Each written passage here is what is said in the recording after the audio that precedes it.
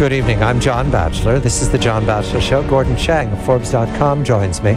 We're looking into the 21st century, the ambition of the rising power of Asia, China, and its allies and its adversaries. One of those adversaries is theoretically India. Or is it a theory, Gordon? And how does India regard China right now? Right now, there is concern. The defense minister is actually in Beijing for their 7th annual defense dialogue.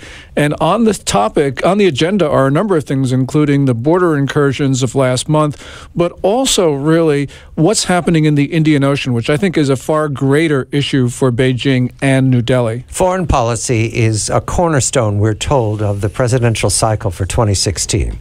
Commonplace now to challenge Republican candidates, there are going to be lots of them, about their foreign policy credibility. Senator Paul, announcing his campaign in these last days, has been pummeled for unusual foreign policy remarks he's made. Let's just generalize here. So we're concentrating on the foreign policy of the 21st century because we think it's going to be part of the story once the debates begin for the Republicans later this year. And when we get into the presidential year of 2016, Mrs. Clinton, as a former Secretary of State, will comment on foreign policy all the time. Why we lead with it tonight is the concern for the Indian Ocean basin and China's ambition. We welcome our colleague Scott Harold, a full political scientist and deputy director of Center for Asia-Pacific Policy at the RAND Corporation. I'll ask you, Scott, does China regard India? Does India regard China as an adversary? And is the Indian Ocean basin where that contest will be played out in the balance of this century? Good evening to you. Good evening, John, and good evening, Gordon, and your listeners around the world. Certainly the Indian Ocean, John, to go to your question, is one of the numerous very contentious issues between the two rising Asian superpowers in the making. The Indians are quite concerned that China is going to surround them and put operational ships in the Indian Ocean in ways that could complicate New Delhi's strategic position in the region. Of course, another part of that strategic picture is China's relationship with Indian neighbors. Of course, long-standing close relationship with Pakistan, India's erstwhile mortal enemy, sometimes described as, but also with other smaller Asian neighbors of India, such as Sri Lanka, where India feared for a long time that China was gaining inroads, and of course earlier this year the election there bringing democracy back to Sri Lanka at Beijing's expense, it looks like. But the efforts to put subs into the Indian Ocean by the PLA Navy and to sell submarines to Pakistan certainly high up on the agenda for the Indians as they watch Beijing's moves to what appear to strategically encircle them. It looks, Scott, that the Indians are well ahead of the Pakistanis in terms of submarines. Just a couple months ago, the Indians announced that their first domestically built nuclear-powered submarine, the Arihant, was actually going to start sea trials, and the Pakistanis are nowhere near that in terms of submarines. But it seems, though, that Beijing is going to try to even up the score a little bit with the sale of advanced conventionally powered subs to Islamabad. Is this really going to change the strategic balance in the Indian Ocean? And if it is, how is this going to shake out? Well, you know, it clearly is going to give India another problem to worry about. And I think a large number of analysts who've looked at the India-China relationship have come to the same conclusion, and that is that Beijing's strategy is not necessarily to directly confront New Delhi, because of course it can always say that, well, all we're doing is selling ships to Pakistan, our longtime friend. We have the right to sell arms under international law. Where's the problem here?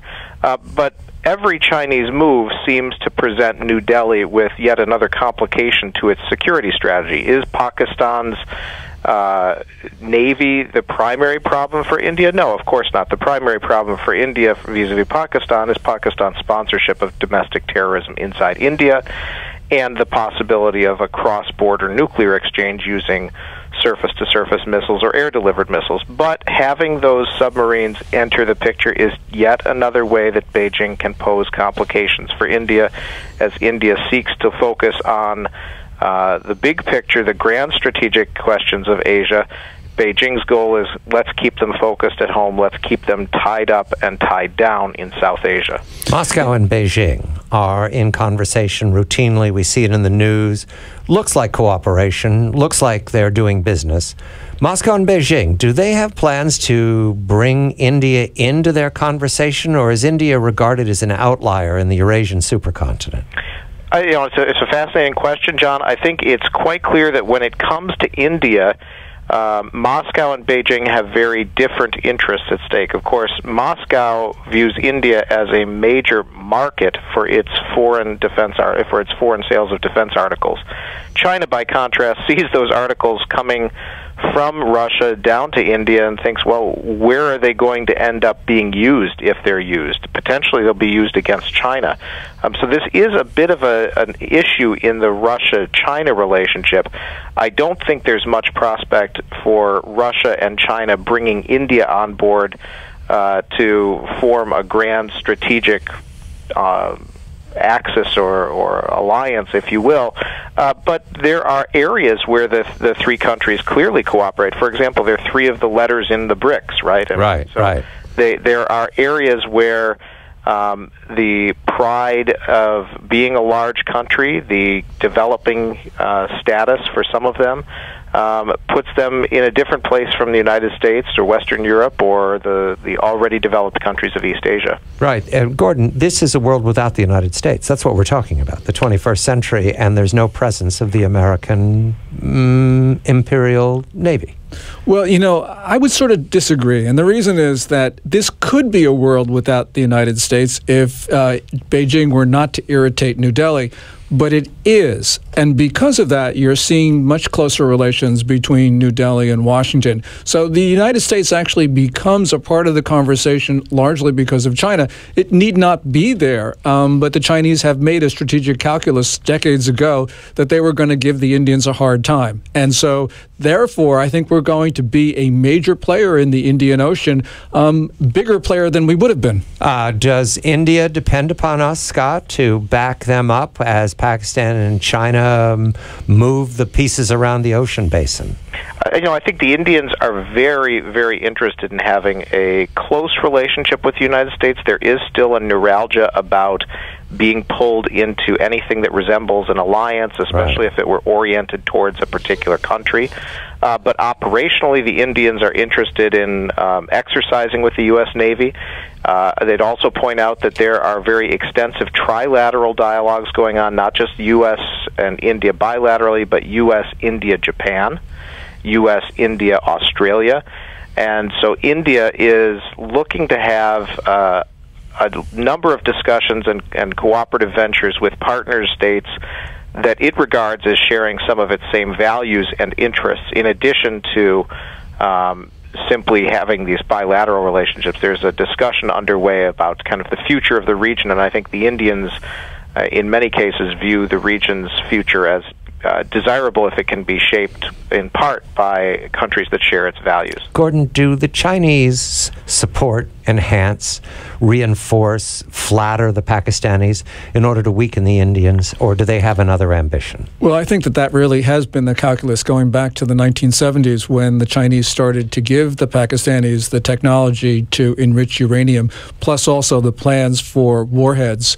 And this really has been, I think, a major part of Beijing's goals. I think it's a big mistake to get India on the other side, because India actually will be a stronger country in the 21st century than China will be. Final word for you, Scott. Is this Indian Ocean basin one of the challenges of the 21st century for you at RAND? No, absolutely. I think the Indian Ocean basin is going to be one of the real areas where we're going to see changing balance of power issues, norms, and really some changing relationships between India, its neighbors, and the United States. The great powers move to Asia. Scott Harold of the RAND, he's a full political scientist, Deputy Director, Center for Asia Pacific Policy. Gordon Chang of Forbes.com. I'm John Batchelor.